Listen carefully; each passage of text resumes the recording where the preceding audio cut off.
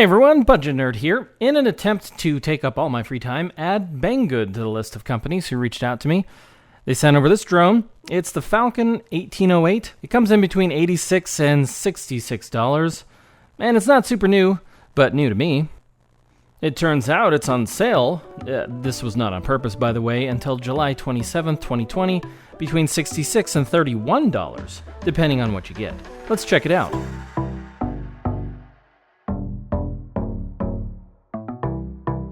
Thanks for checking out the video. At $31 for the 1080p version, spoiler alert, it's absolutely a bargain, and I say just go over and buy it. Link in the description below, by the way. If the sale is over, or you would like more details, stay tuned. Let's see what you get in the box. There are two manuals, which do almost cover everything, but honestly could be better. You get your baggie, which has a screwdriver, extra blades, USB charger, and blade guards. Here's the controller. It feels like you'd expect, like a toy, but it is. For what it is, it totally works. And it takes 3 batteries. The drone is smaller than I thought it would be. And it's pretty light, coming in at 120 grams, so no need to register it. The arms fold out and it looks pretty cool. Feels like a toy like the controller does, but that's expected. It would seem they sent me the 1080p version, which is fine by me, but there is a 4K option as well. Mine came with one 3.7 volt, 1100 milliamp hour battery, but you can get up to 3 batteries if you want to pay more. One battery would get you around 10 to 15 minutes of flight. It's got lights on the back and the front to help you know its orientation in the sky, and to give you some information like the battery level. The app to install is called HFun. In typical fashion, you connect your phone to the drone's Wi-Fi. It took a few tries, but I got it. The joystick controls in the app seem to be binary. It's all forward or no forward, and the same for any direction. And it also looked like you could only give it one input for one direction per joystick at a time, so you couldn't move it forward and to the side at the same time. This kind of makes controlling with the app a bit trickier, but you can change the rate, and that helps. This wasn't the case with the controller, and it worked well and was actually a lot of fun to fly with the controller. The app does have a decent amount of features like changing to the bottom camera, mixing the phone camera with the drone's camera, which is interesting, doing a picture-in-picture, amongst many other things. You can select from several filters, double, triple, or do more with the screens, view pictures and videos you've taken, and one of my favorites, add overlays to your videos. Some of them are actually pretty cool. You can also use the app to put together a video with music. They give you a few songs to choose from, and it looks like you also have the option to select music on your phone. It also has a digital zoom, gesture mode, and a VR mode, which I think is pretty cool as well. Put your phone in a VR headset and you can get a first-person view. It's not in 3D, but it's still cool. A lot of that stuff is pretty typical on a drone these days. Here are some of the features that adults can appreciate. It has a built-in barometer, so it will hold its height when you let go of the stick. It's not perfect, but it's pretty good. It claims to be able to track a person and follow them. We can test that. And lastly, one of the neatest things is it has a camera on the bottom of the drone that you can use to record, but the drone uses it as an optical flow sensor, or in other words, it uses the image from that camera to attempt to keep itself in place. All of this stuff, as long as it works, for the price, sounds pretty nice. Alright, let's go flying.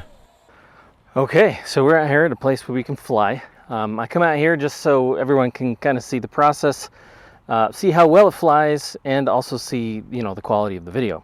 So the controller, just press that, turn it on, and you can press and hold that for a split second. That should turn it on. Now let's connect this. This is where I had my first issue with this drone. There's no light on the controller, so I assume it's off, but it's hard to tell. You press the power button, but it just beeps.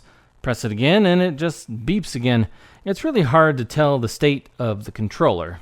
Turn on the drone, and the lights appear to go steady when it's connected. The lights on the drone will flash differently depending on what is going on, but the manual doesn't seem to really explain what these lights mean. You'll eventually get it figured out, but it's not fun burning up battery. Yeah, one thing about this is it can be a little tricky. All right, let's click record and take off.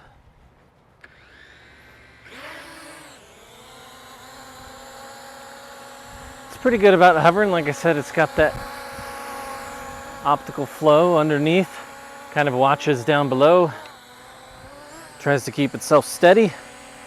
I mean, it's not going to be perfect, but for what it is, it's not bad. It's a little breezy, so if it didn't have that, it would be just heading off in one direction, and it's pretty good. All right, so let's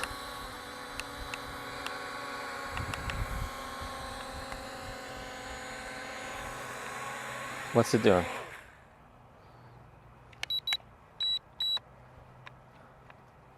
Looks like it did something. Well, let's use the phone for a bit.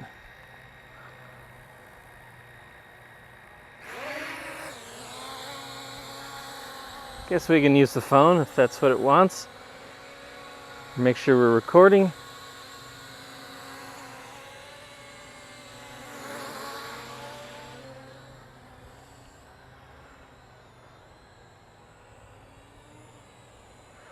I mean, flying it with the app is not too bad, but I'd much prefer the controller.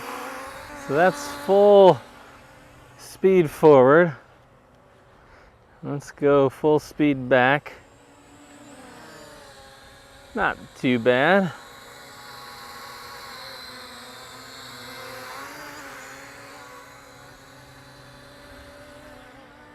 It's fighting the wind a little. Let's go up a little higher and see if we can get a good glimpse of what the camera quality is like. At that height, I don't think it'll keep a good look at the floor, and so it will probably blow around. It's actually not too bad. I think if you were to go too high, though, it wouldn't work.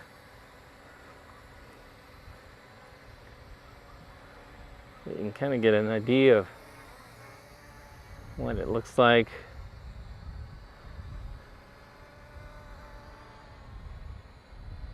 Mine's just the 1080p version, so and apparently they have a 4K version. They also have one with a couple different batteries, but it flies pretty well. Handles the wind all right. I mean, it's only mildly breezy and it'll fight it. I mean, it would be better with the controller, but I have flown it with the controller, but I do want you guys to see what the camera's like, and it can get a little squirrely if you're getting real crazy with it, I found, but flies well. And the good thing about it, as I was saying, with that optical flow, if you're down low enough, it'll kind of hold its position more or less. A little harder to get out of control, even in a breeze, so it's good for kids. Even adults like myself can really enjoy it. And this is where this thing really fits in. 30 bucks to 60 bucks. It's a great birthday present. It's a great Christmas present. It's good at that sort of stuff. Because you can go to Walmart, or you can go to your favorite store, and you can find drones there that are going to be similarly priced, or sometimes even more, and they won't be anywhere near what this thing is. The only few things I didn't really care about it, were the fact that, as you saw, it was a little tricky to try to get it connected sometimes. I don't know if it's an issue with it connecting, or if maybe I'm just doing it wrong. The manual doesn't really explain it that great. Sometimes when I'm pulling it out of the case, a little top piece pops off, but just a bit of super glue, that'll fix that. It does feel a little toy-like, but it's hard to really knock it for that, considering the price and everything. So the manual says about 15 minutes. I've kind of found that it's about maybe 10 to 15.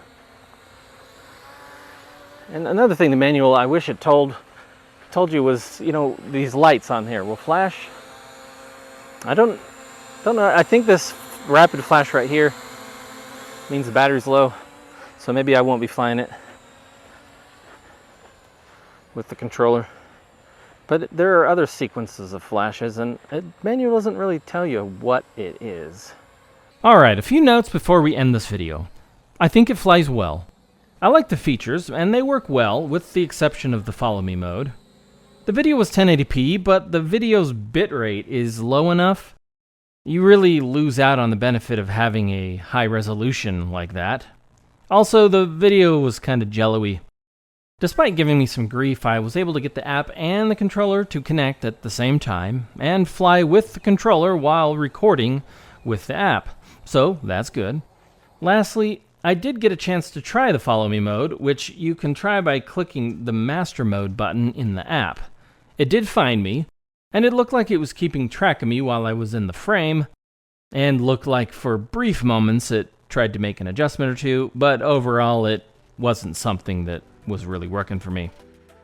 Still, at $66, it's a decent deal, and at $31 for the package they sent me at least on sale, it's totally a great drone for that price. And it would make a great gift for a son, daughter, or grandkids, or even for yourself. At that price, it's hard to beat, and it'll beat the pants off of most anything you buy at your local box store. If you want to grab one, there's a link in the description. Thanks for watching.